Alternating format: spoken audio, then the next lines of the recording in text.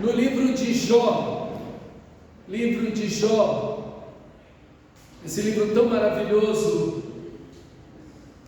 Estou na última mensagem dessa série, Viva a Perfeita Vontade de Deus na sua vida pessoal.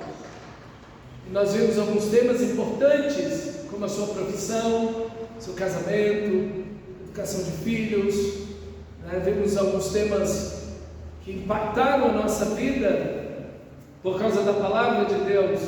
Mas hoje eu gostaria de meditar com você sobre como podemos viver a perfeita vontade de Deus no sofrimento. Todos nós estamos suscetíveis ao sofrimento. A Bíblia vai dizer que o homem nasce para o sofrimento, assim como as fagulhas da fogueira sobem para o céu. É inevitável, o sofrimento, ninguém escapa dele. Então, nós já nascemos chorando, né? É um negócio, e assim a gente vai. Todos nós queremos fugir do sofrimento, a verdade é essa. Nós não queremos o sofrimento, ele não é natural para o ser humano, e de fato não é.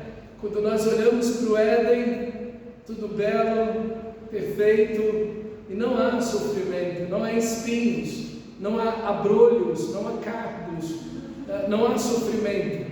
Mas quando o sofrimento entra na vida do ser humano, na história da humanidade, por causa do pecado, como consequência do pecado, então todos nós sofremos, e o sofrimento faz parte da nossa vida.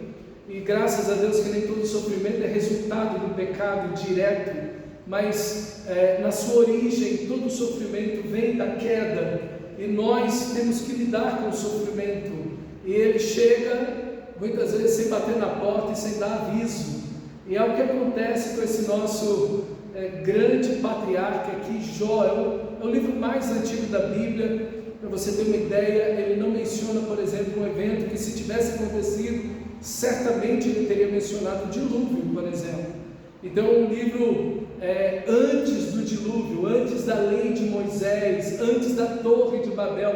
Então você não vê esses grandes eventos, como a abertura do Mar Vermelho, enfim, todos esses grandes eventos, que se tivesse acontecido, as pessoas iriam se reportar a eles naturalmente, em seus escritos, em suas falas, estaria marcado profundamente no coração de qualquer pessoa. E assim como Jó, um homem muito piedoso, e são marcos na história da intervenção de Deus na história do ser humano, o dilúvio, a Torre de Babel, a libertação do povo de Israel do Egito, a abertura do Mar Vermelho, a lei de Moisés, são marcos da ação de Deus na história. Então, inevitavelmente, Jó, por ser um homem muito piedoso, teria esses elementos em seu coração. E quando você lê os 42 capítulos do livro, você não vê absolutamente nada descrito sobre isso. Por isso que é um livro tomado como um livro pré-diluviano. Esse é um dos argumentos. Alguns acham que o livro de Jó é uma parábola, é uma história, não uma história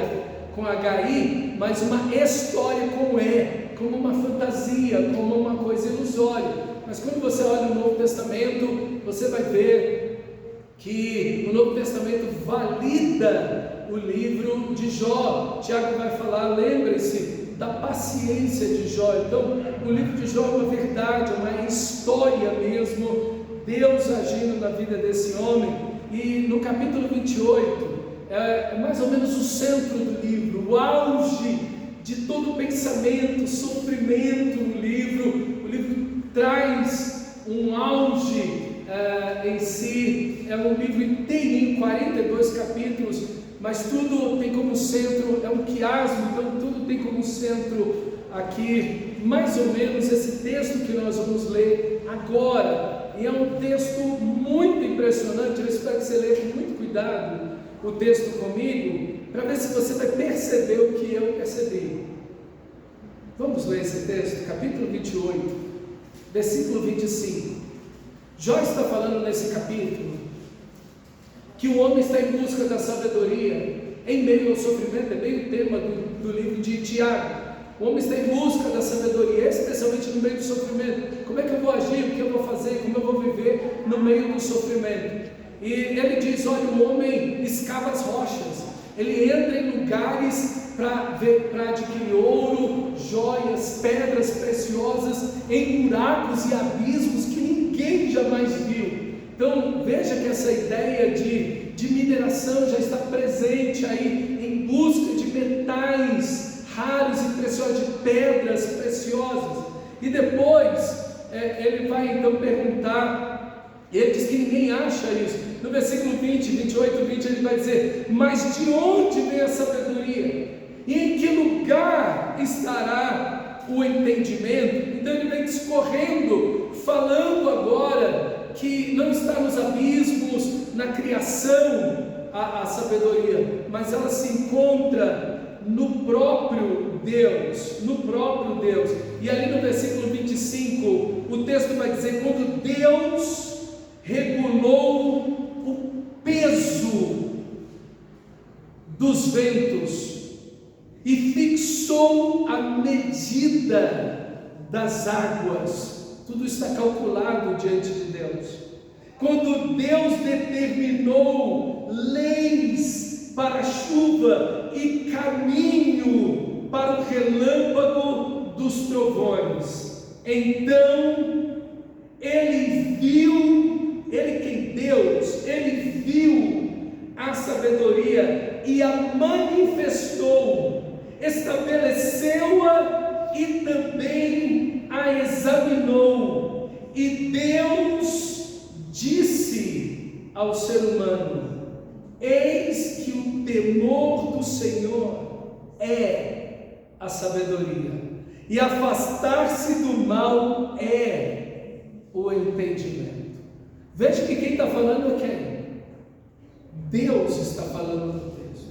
Quando Deus está na sua criação, medindo o peso dos ventos e a quantidade de água sobre a terra, determinando o caminho que cada raio vai ter, o Deus de toda a criação, o único soberano Senhor. Nesse momento, esse texto se salta na mente de Jó. E Jó então descreve quem fala esse texto. Esse texto é repetido algumas vezes, por exemplo, no livro de Provérbios. O princípio da sabedoria é o temor do Senhor, ou o temor do Senhor é a fonte da sabedoria, é o nascedouro de onde toda a sabedoria vem. Ou é o temor do Senhor a cabeça, o primeiro, ok? De toda a sabedoria. É o princípio norteador, é o caminho onde toda a sabedoria vai ser produzida. Enfim, a ideia aqui é que o temor do Senhor, mas veja, é Deus que está falando isso. Deus está dizendo isso. E disse Deus ao ser humano: eis que o temor do Senhor é a sabedoria. Quando Deus disse isso? Quando Deus disse isso? Depois da criação. Para quem Deus está falando esse texto? Para Adão e Eva, amados. É para Adão e Eva que Deus está falando esse texto. A ordem de Deus, a instrução de Deus para Adão e Eva, não foi simplesmente: não coma da árvore do conhecimento do bem e do mal, coma de todas as frutas, de todas as árvores, está aí a árvore da vida. Não foi esse o único ensinamento para Adão e Eva, ao contrário.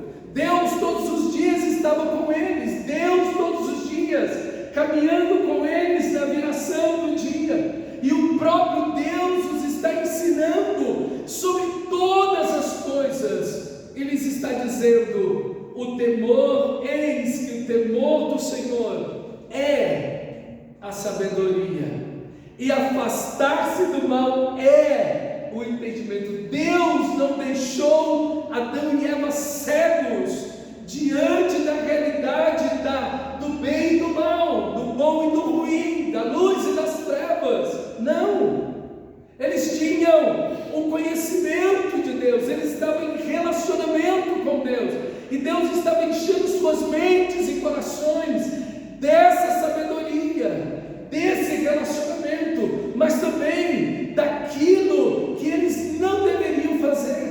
Não haviam dois inocentes ali no jardim do Éden, que simplesmente o diabo chegou lá, pôs no bolso e levou embora. Não foi assim. Eles sabiam exatamente a vontade de Deus, eles conheciam ao Senhor. Havia algum grau excelente conhecimento de Deus. Imagina, não dá para melhorar isso. Deus, pessoalmente, todos os dias, vem encontrar você. Como é que você melhora uma realidade dessa? Imagina o conhecimento de Deus. Imagina você passar, e não sabemos quanto tempo, mas imagina você passar semanas, meses, anos na presença de Deus. Essa ideia do livro de Gênesis, de andar com Deus, de estar com Deus. Aí nós encontramos Adão e Eva, e o mesmo Deus, o próprio Deus, a síntese, a fonte, o núcleo, a essência de todo o ensinamento de Deus, de toda a sabedoria está aqui. Eis que o temor do Senhor é a sabedoria, e afastar-se do mal é o entendimento. Quando Jó, no auge do seu sofrimento, lembra dessa tradição oral que veio passando de Adão e Eva a seus filhos, netos, bisnetos, e assim todos ouvindo que o temor do Senhor é a sabedoria, o afastar-se do mal, do pecado é o entendimento. Quando ele lembra disso, o livro de Jó começa a tomar uma nova direção.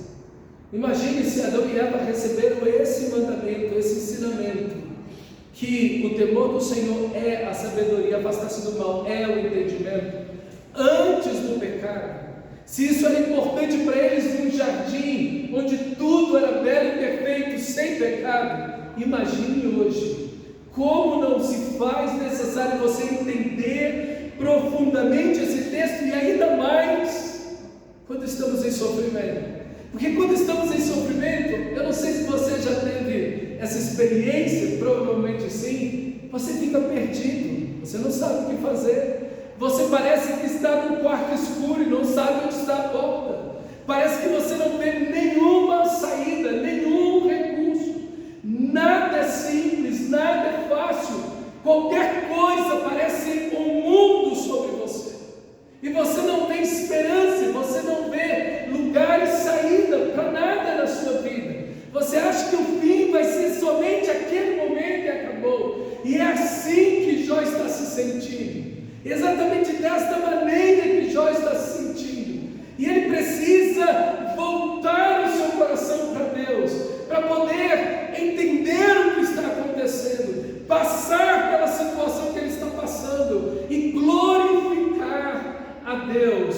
Eu queria que você entendesse esse texto que nós estamos lendo agora, à luz da vida de Jó. Ele começa com a palavra temor. Temor aqui é algo interno, é aquilo que é a reverência, é o respeito, é a decisão de glorificar a Deus. Essa palavra temor está ligada à palavra piedade. É uma vida para a glória de Deus, é aquele respeito por Deus, é aquele medo de pecar, aquele sentimento, é algo interno, o temor está no coração, e depois ele vai para o exterior. O temor do Senhor é a sabedoria. Essa palavra sabedoria aqui é o ato de agir sobre os princípios e a vontade de Deus em qualquer área da sua vida. Por exemplo, a sabedoria de ir à guerra, essa palavra é usada para uma manifestação externa. Veja, o movimento do texto é exatamente isso, o interno e o externo, o temor e a ação de fazer a vontade de Deus. Mas agora, na segunda parte do versículo, ele inverte a situação, ele vai do externo para o interno, exatamente fazendo a sua mente, forçando a sua mente a pensar. Então ele agora se move do externo para o interno, afastar-se do mal, quer dizer, a sua ação diária, contínua, ok? De fugir, de desviar-se, de correr para o lado oposto, de afastar-se definitivamente, é uma ação externa, apartar-se ou afastar-se do mal, e aí então é o entendimento, ele volta para o seu interior. Essa palavra para discernimento é a palavra que significa observar, distinguir, analisar uma coisa. É uma questão que você faz com a sua mente, com o seu coração, com o seu entendimento. Então, esse texto, irmão, que foi dado para Daniel, e aqui está o ensinamento de Deus, a didática de Deus, é fantástico. Deus, Ele nos ensina por dentro e por fora. Deus nos ensina a pensar e a agir.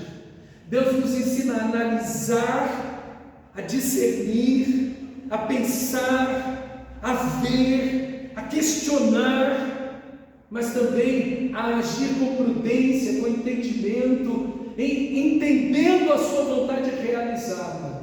Então, aqui está Jó, diante desse texto, que faz esse movimento tão maravilhoso. E o livro de Jó se move na direção de um homem de bem, de um homem em ordem, como você vai ver Jó. Abra sua Bíblia lá em Jó 1, e você vai ver esse homem em ordem. Veja, ele está vivendo esse texto.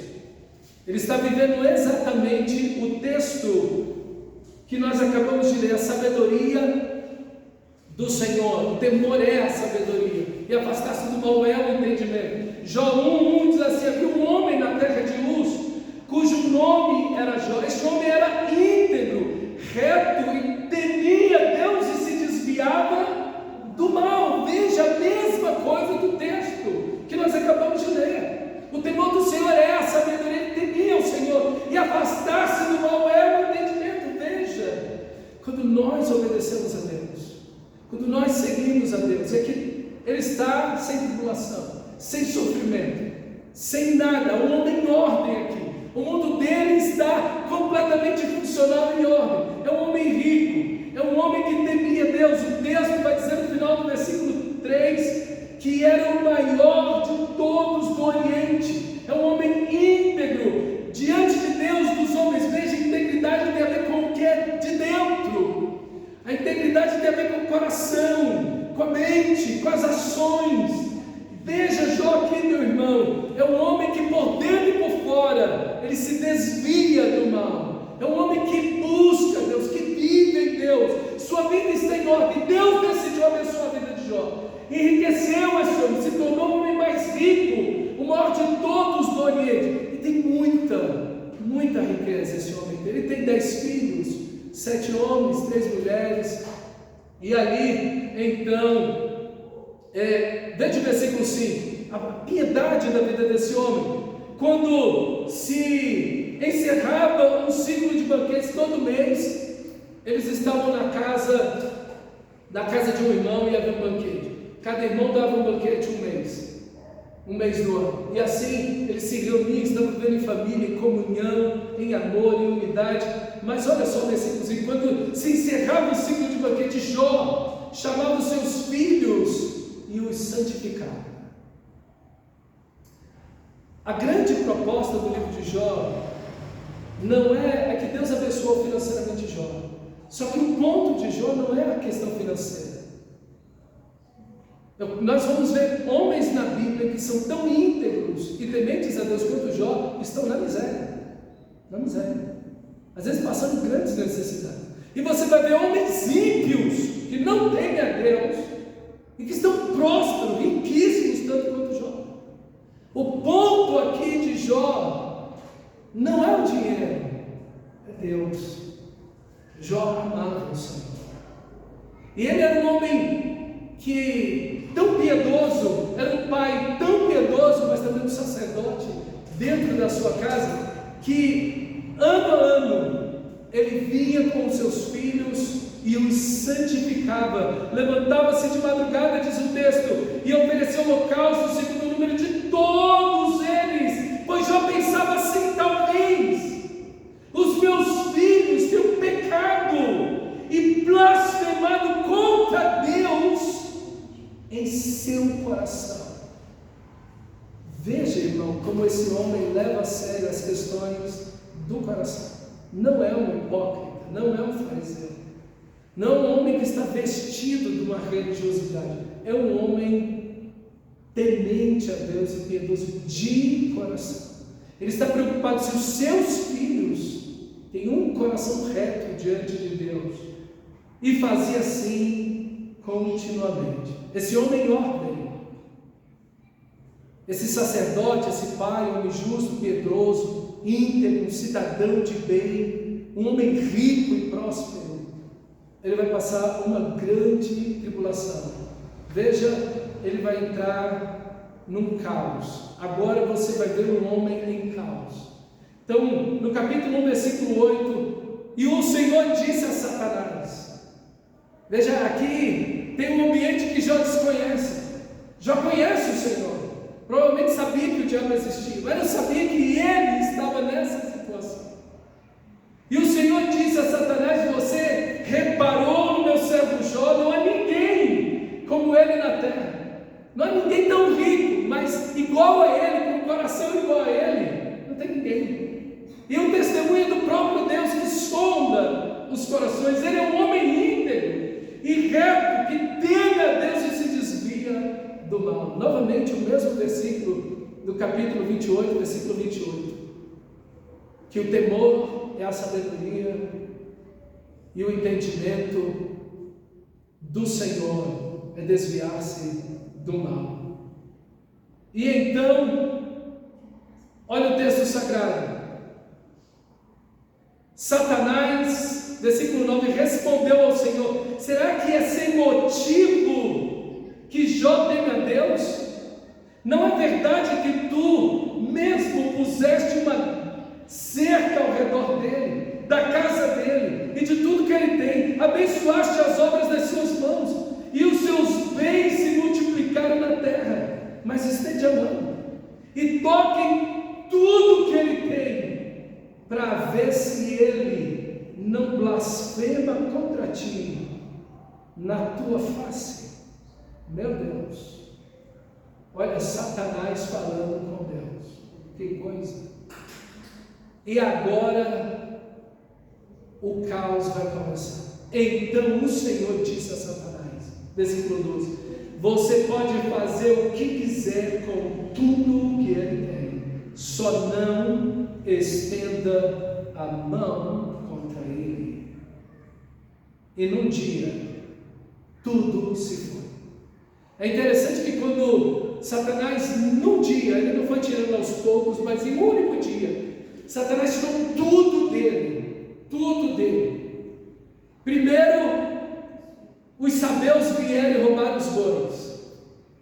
Depois, fogo caiu do céu e consumiu as ovelhas.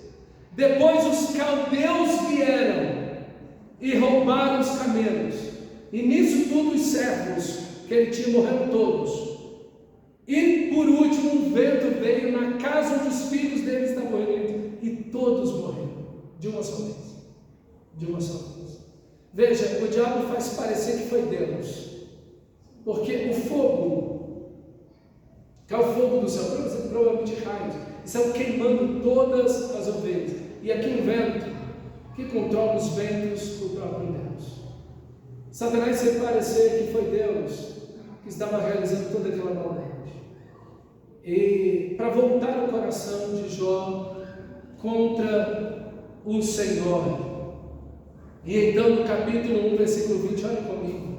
Então Jó se levantou, rasgou o seu manto, raspou a cabeça, prostrou-se em terra e adorou e disse: nu saí do ventre da minha mãe. Meus irmãos, que consciência da sua temporalidade e de não pertencer a essa terra. Nu saí do ventre da minha mãe e nu voltarei. Então, eu não pertenço a essa terra. Tudo que eu tenho, de fato, eu não possuo. Eu apenas estou utilizando aquilo que Deus me deu. Que consciência, irmão. Que consciência. Um homem mais rico do mundo na época, com a consciência dessa.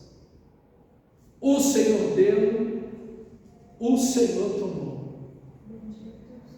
O poder e a sabedoria pertencem a Deus. Deus sabe o que dá, quando dá, quando dá. Mas o mesmo Deus sabe quando dá, mas Ele também sabe quando tirar. E tudo é Ele.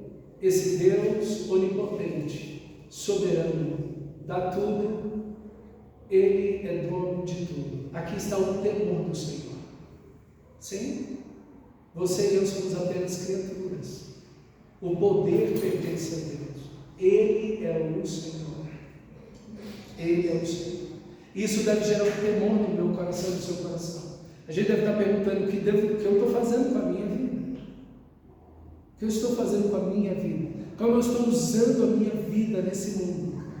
Porque do mesmo jeito, nua eu saí do ventre da minha mãe, nua eu vou voltar para a eternidade. O Senhor deu e o Senhor tomou. Minha vida está nas mãos dele. Bendito seja o nome do Senhor. Em outras palavras, vou continuar vivendo para a glória de Deus. O versículo 22 diz: em tudo isso, Jó não pecou, nem atribuiu a Deus falta alguma.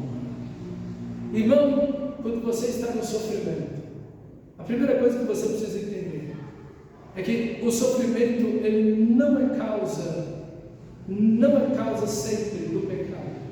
Um sofrimento, a maioria das pessoas que sofrem pelos seus próprios pecados, como resultado de uma vida de erros, de pecados que cometeram. Mas existem sofrimentos, e esse é o sofrimento do cristão. É aquele sofrimento que você não está pecando para aquilo acontecer contra você. Esse sofrimento glorifica Deus. Esse sofrimento para um cristão é uma bênção de Deus. Ele vem de Deus. Ele vem de Deus. Outra coisa importante que você precisa entender é que existe uma realidade espiritual contra a sua fé, no meio do sofrimento. E o sofrimento vai provar a sua fé. Vai provar a sua fé. Ele vai provar a sua fé. A realidade espiritual é que Satanás quer separar você de Deus. Satanás quer acabar com a sua vida espiritual. Satanás quer acabar com a sua vida de oração por meio do sofrimento. Ele quer destruir o amor que você tem a Deus, a sua palavra, a igreja, a missão de Deus, a vontade de Deus. Satanás quer voltar o seu coração em rebelião contra Deus. Contra Deus. É outra lição que o livro nos ensina. Outra coisa é o questionamento do diabo. Esse é um questionamento que a gente só vai responder na tribulação e no fim dela. Você serve a Deus por dinheiro. Você está servindo a Deus porque você quer bênçãos financeiras. Se Deus não te abençoar, você não serve a Ele. Esse é o argumento do diabo. Esse é o argumento que o diabo está fazendo para Deus. Por que Jó te teme? Claro, ele é o homem mais rico do mundo. O Senhor abençoou tudo que ele faz, só enriquecer o homem. Tira o que ele tem e ele vai blasfemar na sua face. Ele vai te negar. Seu coração vai se voltar contra ti, Senhor. Porque o negócio de Jó é isso aqui, ó. Dinheiro. Ele está te servindo porque o Senhor o abençoou. Se o Senhor não abençoar, Ele não vai te servir. Ele não vai te amar. O amor dele está fundamentado no interesse, no dinheiro, na bênção que o Senhor concede a ele. Eu quero dizer para você, irmão amado, que é exatamente a mesma tentação que o diabo fez contra Jesus, lá no deserto. Seu negócio é dinheiro. Se é dinheiro, eu pago mais. Tudo isso eu te darei, se prostrado e me adorar. Você falou isso para Jesus, ele vai falar para você e para mim. Sim ou não? Sim, vai falar para a gente. Agora você acha, e essa é uma coisa que eu tinha engraçado, eu era novo convertido, eu nunca esqueci disso. Eu era novo convertido, recém-convertido, e eu tinha um temor no meu coração. Eu falava, será que eu vou conseguir, quando eu estiver em lutas, em sofrimentos, em tribulações, ser fiel a Deus? Eu tinha um medo disso. Eu tinha medo e eu orava a Deus, Deus, eu não posso te negar, eu não posso te trair quando eu estiver sofrendo.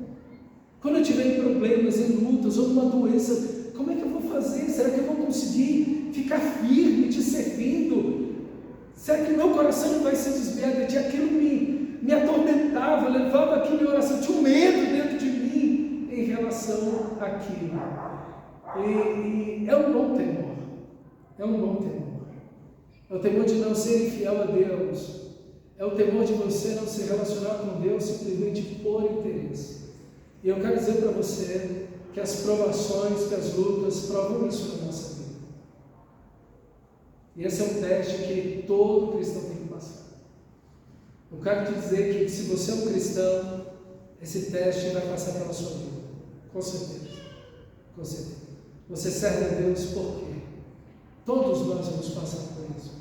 Todo cristão vai passar por isso. Não tem jeito, irmão. É a semente que caiu em pouca terra, no meio das rochas. Brotou rápido, feliz. Veio o sol, as tribulações. E aí, o que passou? Como é que vai ser, né? Então todos nós passamos por isso. Entender que existe uma realidade espiritual no seu sofrimento. O seu sofrimento, ele traz por trás dele uma realidade espiritual. Paulo vai dizer que Satanás nos impediu um caminho. Paulo consegue ver, o Novo Testamento consegue ver isso claramente, que há por meio das tentações, do sofrimento, uma ação do diabo contra a fé e contra o amor a Deus no coração daqueles que estão seguindo o Senhor. Entenda isso, meu amado irmão, entenda isso. Veja a sua tribulação, o seu sofrimento, a sua doença, suas lutas, seus desgastes, sob essa ótica também. A gente não pode fazer tudo do nosso sofrimento algo natural, nem também simplesmente algo totalmente espiritual. Tem as duas coisas fundamentadas aí. Outro princípio fundamental aqui é que o sofrimento na vida do cristão, que ele não pecou para aquilo, sempre está sob o controle soberano e sob o amor eterno do seu Pai Celestial. É em amor que Deus nos prova, é em amor que sofremos. A disciplina vem mesmo sobre aquele que não está pecando, e ela vem pela mão do Pai Celestial. Foi Deus que permitiu a tribulação na vida de Jó. Foi Deus. Porque o Pai disciplina todo filho que ama, e o resultado final está lá no capítulo 42. Não precisa abrir agora não, vamos chegar lá. É lá no capítulo 42 que você vai ver esse homem conhecendo a Deus como nunca. E esse livro que nos abençoa até hoje, e abençoou por milhares de anos o povo de Deus que sofreu. Meus irmãos, como Deus, de uma maneira tão poderosa, usou esse livro, usa esse livro na minha vida, na sua vida, na vida de todo cristão verdadeiro. O sofrimento vem do Pai de amor. O Pai que ama e disciplina os seus filhos. E aqui deve estar o meu e o seu coração. Jó não sabia que o diabo estava tentando. Jó não sabia de toda essa realidade espiritual e provavelmente ele morreu sem saber disso. Provavelmente ele morreu farto de dias, restaurado por Deus, sem saber dessa realidade. Mas você e eu sabemos. E que eu e você possamos entender que a mão de Deus está no sofrimento. A mão de Deus está ali. Senhor, eu não pequei, estou sofrendo. É a mão do meu Pai. Se eu pequei, estou sofrendo. Arrependimento. Volte-se para o seu Pai, arrependido e quebrantado, dizendo: Senhor, tem compaixão de mim. Eu sei que eu estou por essa situação, por causa do meu pecado. A culpa é minha, sou eu pequei. E o Senhor está esmagando os meus ossos junto com o sofrimento, porque o Senhor quer trazer um arrependimento no meu coração. Foi isso que Davi disse depois que pecou com Batseba. Ele disse: a tua mão pesa de noite sobre mim. Deus está agindo ali para trazê-lo de volta ao arrependimento.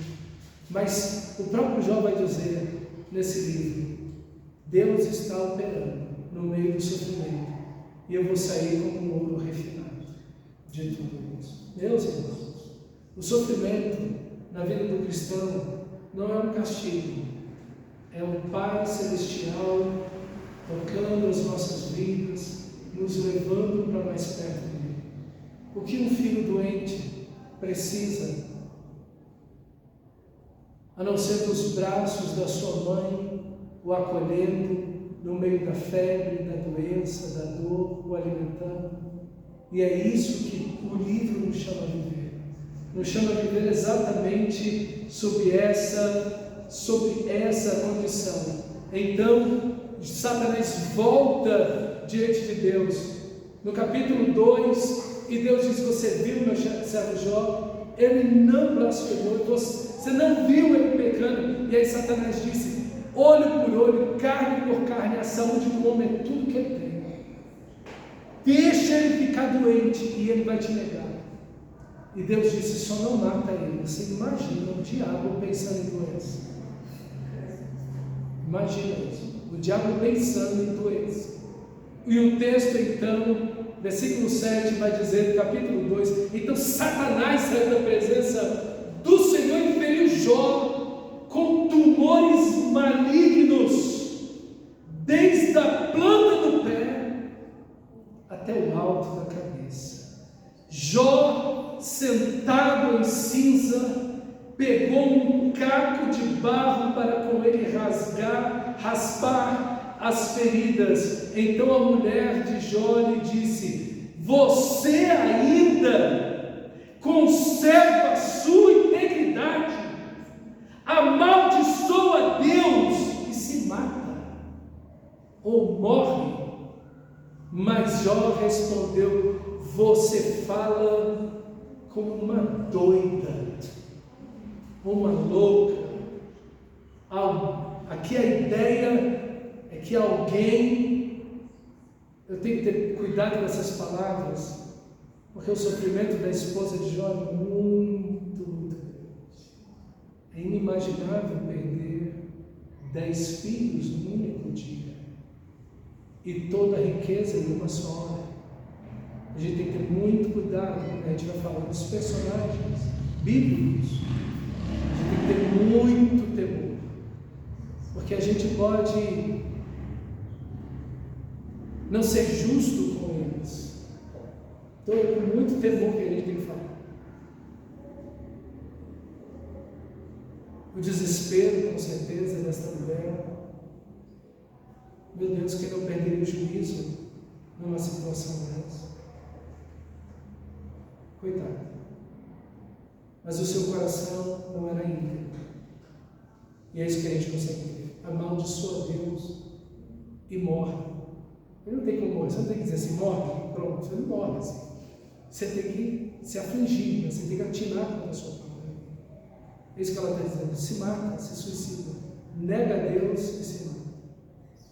Desespero dessa mulher, mas mostra que o coração dela não era íntegro. Temos recebido de Deus o bem, por que não receberemos também o mal? Meus irmãos, que confiança, que fé na soberania de Deus, mas também na sabedoria de Deus. Deus é o soberano, Deus é sábio, Ele sabe o que está fazendo. Eu não estou entendendo nada, eu não compreendo nada, eu não sei porque tudo isso está acontecendo, mas Deus é soberano, sábio, justo, perfeito e amoroso. Nisso está o meu coração. Pode os céus desabarem, Deus é o mesmo, ontem, hoje e será para sempre. Quantas pessoas, quando entram em sofrimento, mudam de opinião sobre Deus? Não é verdade? Esse livro está nos mostrando, e o texto diz: em tudo isso Jó não pecou com seus olhos. E então ele entra num debate. 3 amigos chegam, na verdade são 4, parece que o último é o mais novo, então ele não fala no livro, a não ser no último momento do livro. E 3 amigos de Jó, provavelmente da idade dele, ou mais velhos do que ele, vão para consolá-lo. O quadro é tão trágico que eles passam 7 dias atônitos, sem dar uma única palavra diante de Jó, atônitos diante da situação. Jó então começa a falar, jogar toda a tristeza, dor, sofrimento, a amargura da sua alma. Quem não estaria assim? E ele joga tudo para fora e vai falando. E então os seus amigos começam a debater com ele: o que você fez? O que você pecou? Você pecou contra Deus? Nem tudo que os amigos de Jó dizem é errado. Muito do que eles dizem é verdade. Existem alguns pontos de distorção no que eles falam. Eles acusam Jó sem terem visto Jó pecar, enfim.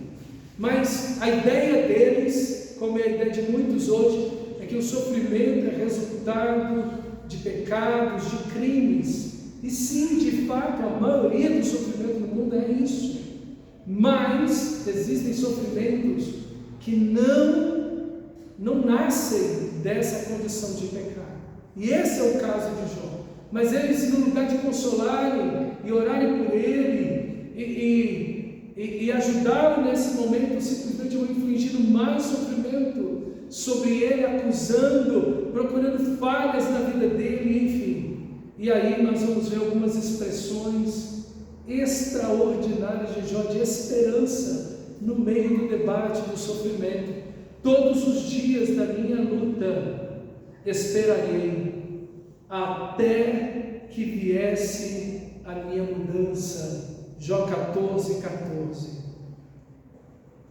Porque eu sei que o meu Redentor vive e por fim se levantará sobre a terra. Depois, revestido este meu corpo da minha pele, em minha carne, verei a Deus, eu o verei por fim, eu mesmo, os meus olhos verão e não outro. De saudade, o meu coração desfalece por Deus dentro de mim. Se eu não acreditava na ressurreição, viu no texto? Eu me levantarei nesse corpo, nessa carne, os meus olhos verão a Deus, não outro, não tem procuração. É eu e Deus, Ele vai me encontrar em um momento, na eternidade, ou na ressurreição, eu verei o Senhor, e eu me desfaleço dentro de mim, o meu coração, de saudade de Deus, se sentindo no sofrimento totalmente abandonado, totalmente sozinho, não consigo sentir a presença de Deus, mas ele diz: eu sei que o meu Redentor vive. Esse texto está lá no capítulo 19, versículo 25. Depois ele vai dizer, lá no capítulo 23, versículo 3: quem dera eu soubesse onde Deus está, onde encontrar o Senhor. Ele tem sede de Deus, ele tem fome de Deus, ele quer encontrar o Senhor, ele quer chorar nos seus braços, ele quer lançar toda a sua alma, todo o seu sofrimento diante de Deus.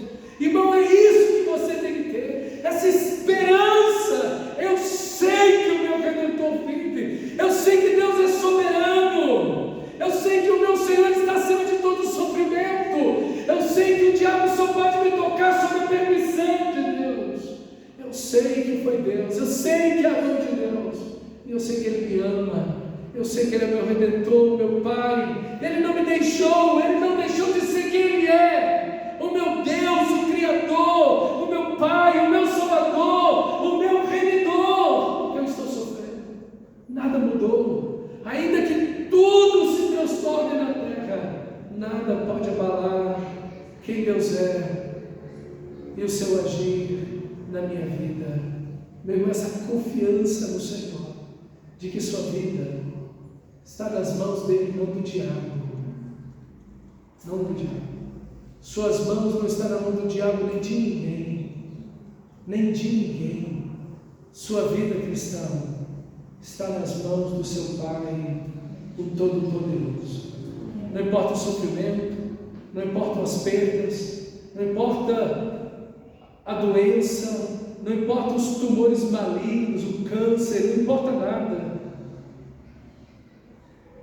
Sua vida está nas mãos do seu Pai soberano, cheio de amor por você, e Ele vai te levantar, Ele vai te erguer, Ele no final vai te explicar tudo que você não entendeu até hoje. Por que eu estou nessa tribulação? Por que eu estou nesse sofrimento? Por que essa enfermidade? Por quê? Por quê? Por quê? Mas acima dos porquês, olhe para Ele e diga: Senhor, ainda que eu não sinta nada, a Tua palavra diz que o Senhor está aqui. A Tua palavra diz que nem um fio de cabelo da minha cabeça se perderá, que todos os meus dias estão contados diante de Ti e que o maligno não pode me tocar. Meu amado irmão, você não pode sofrer como um mundano. O mundano não tem esperança. Quem não tem Cristo não tem esperança. Que esperança tem aquele que não tem Cristo? Ele simplesmente diz palavras de efeito. Não, tudo vai dar certo no fim. Um dia passa. O que basta um dia faz o outro. Vamos torcer para tudo dar certo. E a pessoa vai citando algumas coisas, tentando se agarrar em tábuas no meio de um naufrágio. Não, meu irmão. Ninguém pode separar você do amor de Deus que está em Cristo Jesus, o nosso Senhor. O barco que você está, ele não pode ser naufragado, ele não pode ser afundado. Nem todos os torpedos do diabo e do inferno podem afundar a sua fé. Nada nem ninguém, meu irmão. Você pode estar seguro em Deus, sua fé agarrada em Cristo. E aí está. O diabo veio porque ele quer voltar você contra Deus. Foi Deus que está fazendo. Deus deixou você.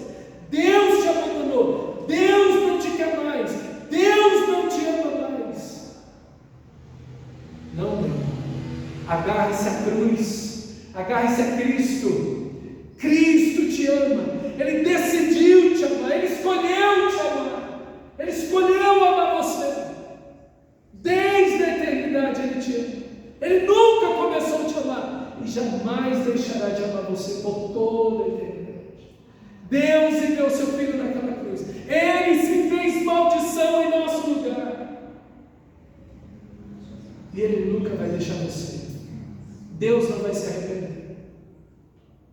Não, eu amei esse aí, mas olha aí, essa criatura terrível que é, infiel, miserável, olha só, voltou as costas para mim, deixou de orar, deixou de ler a Bíblia, está fraco na fé, acha que eu sou um Deus ruim e mau, não vou mais amar esse. Não, Deus vai te amar e vai te resgatar lá do poço da tristeza e do desespero.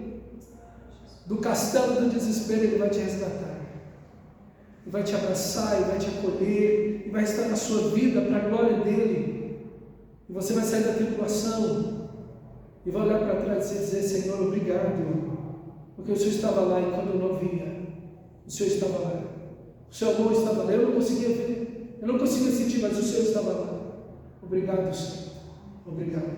Mas que você faça como Jó: Senhor, eu te quero, Senhor, eu te anelo, Senhor, eu desejo, Senhor, mas Ele sabe, Deus sabe o meu caminho. Se Ele me provasse, eu sairia como ouro, os meus pés seguirão as suas pisadas, Senhor. Guardarei, Senhor, o seu caminho e não me desviarei deles. Tudo que o diabo quer que você se desvie de Deus, tudo que a tribulação vai querer fazer com você é que você se aparte de Deus. Mas Jó está dizendo: não, eu vou segui-lo, eu vou amá-lo, eu vou buscá-lo. E quanto mais fogo e sofrimento, mais santo eu vou ficar para Deus, mais puro a minha vida vai estar como ouro. Os meus pés seguirão as suas pisadas. Vou imitar Cristo no sofrimento. Não vou criar um caminho para mim. Não vou ser o que eu sou. Vou imitar Cristo. Vou pisar nas pegadas e seguir o meu Senhor, o meu Deus. E do seu caminho não vou me desviar. Não vou esfriar na fé. Não vou deixar de orar. Não vou deixar de buscar o Senhor. Não vou deixar de trabalhar. Não vou deixar de servir. Vou continuar servindo o meu Senhor. No sofrimento, nas lágrimas, na dor, na doença, glória a Deus. Eu não vou esperar ficar bom ou tudo passar para servir a Deus. Esse não é a atitude que Deus espera de você. Ainda que Deus me mate, nele eu esperarei. Jó capítulo 13, versículo 15. Que é isso que você tem que dizer na oração. Senhor, tu é tudo para mim. A quem eu irei? Não é para onde, é a quem eu irei. Só tu tens as palavras de vida eterna. E nós sabemos que tu és o Cristo, o Filho de Deus. Quem me dera eu soubesse onde Deus está.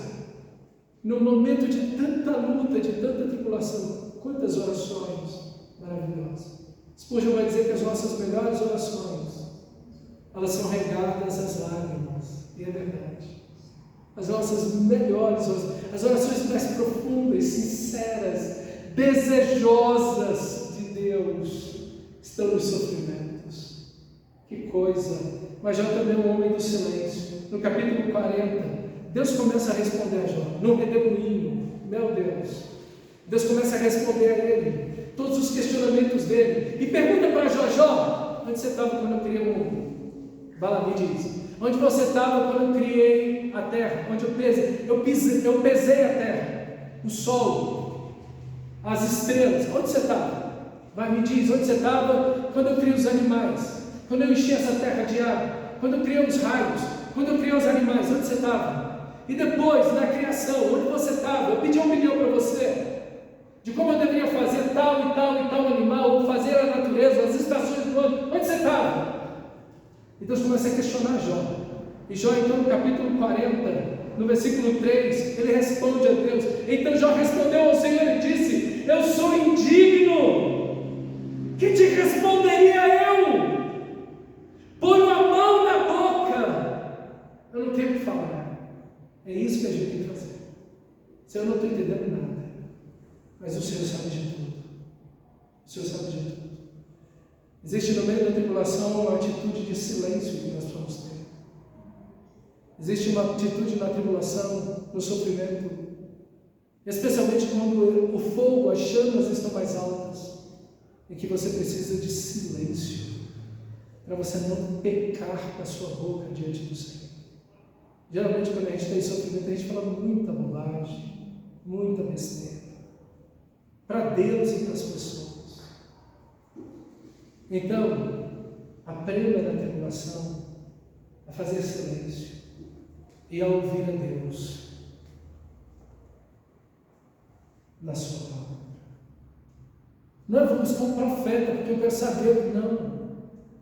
Deus não te mandou fazer isso. Vem para cá, para a Bíblia. Ouça a Deus na sua palavra.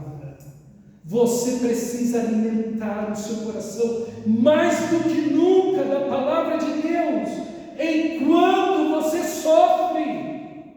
Aqui está a rocha. Quando os rios transbordarem, os ventos derem contra a casa, ela não vai cair, porque ela está na rocha da palavra de Cristo Jesus, nosso Senhor. Você deve ouvir a Deus, você deve inclinar o seu coração a Deus. Você tem que estar nos cultos, sua vida devocional precisa se multiplicar, mais palavra, mais oração, mais culto, mais serviço a Deus, mais glória a Deus. O que o ser humano faz? Não, eu quero viajar, eu quero gastar, eu quero comprar, eu quero... Não. Aqui, palavra de Deus. Encha seu coração, sua alma, ouça Deus. Você precisa ouvir o Senhor. E não adianta ficar procurando essas profetadas bobas por aí. Isso não faz o mínimo sentido. Procure a palavra de Deus. Quando você abrir a Bíblia, Deus vai falar com você. O Espírito de Deus vai ministrar a sua vida.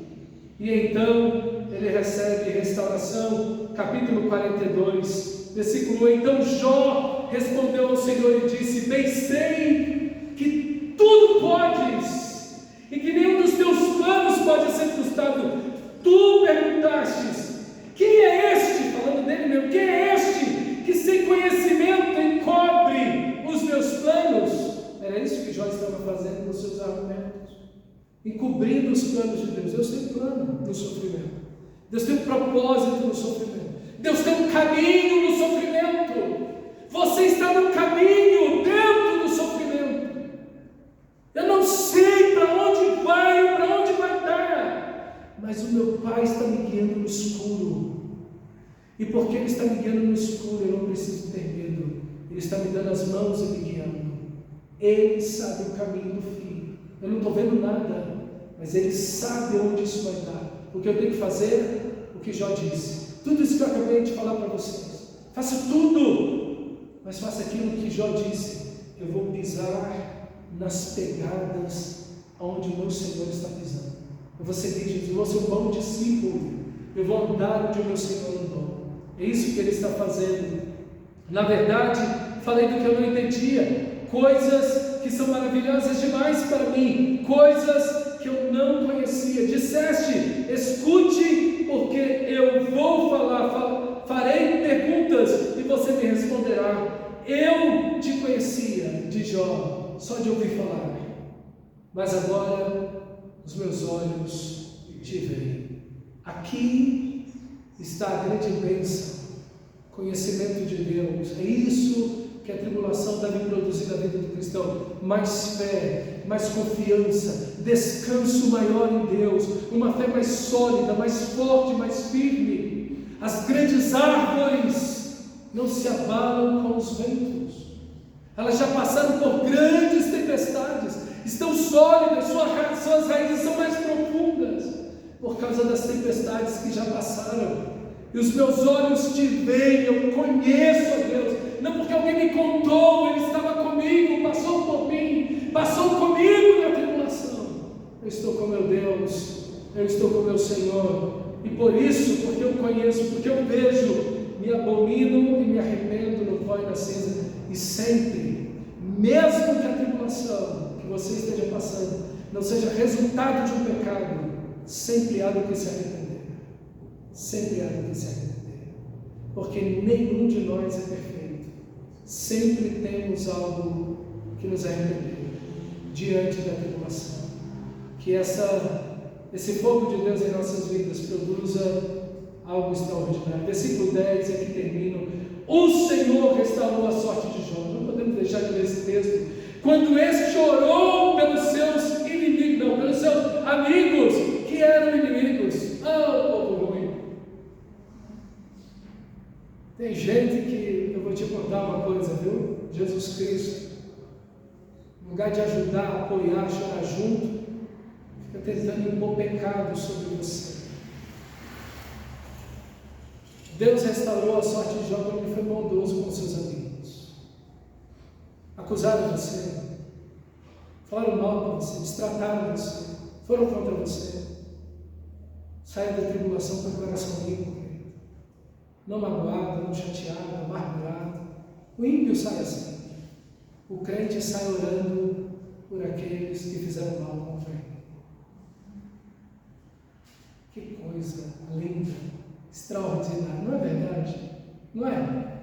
Não é uma coisa poderosa como um homem de Deus sai de uma tribulação? Não sai cheio de vingança, de ódio, amargurado, cheio de raiva, querendo, não, coração limpo diante de Deus. Ele orou pelos seus amigos e o Senhor lhe concedeu o dobro de tudo quanto tinha antes. Eita! Então vieram a ele todos os seus irmãos. Todo mundo abandona você na hora da tribulação. Só ficam os amigos. E às vezes os amigos não prestam por causa disso. Não é? Os que ficaram não prestavam. Mas ficaram ali pelo menos, né? Por um tempo na sua bondade. Olha aí, mas aí todos voltam. Todos voltam aí para Jó, voltaram para ele, todos os seus irmãos. Realmente, cadê a família de Jó, os irmãos dele, tio, parentes? Ninguém se aproximou do sofrimento. Mas aqui você não vê um homem odiando ninguém. Ele vê a mão de Deus em tudo. Lembra José, não lembra? Não lembra José? Perdoando seus irmãos, abençoando seus irmãos, enriquecendo seus irmãos. que o venderam como escravo. É assim que os homens de Deus saem. Oh, queridos, a gente sai assim, parecidos com Jesus. Eles não parecem com Jesus? Que quando lá na cruz, nu, totalmente esmagado, desfigurado, espancado, humilhado, cuspido. Pai, perdoa-lhes. Eles não sabem o que fazem. Não parecem com Jesus? É assim que você também tem que parecer com o seu Senhor, com o seu amado Salvador.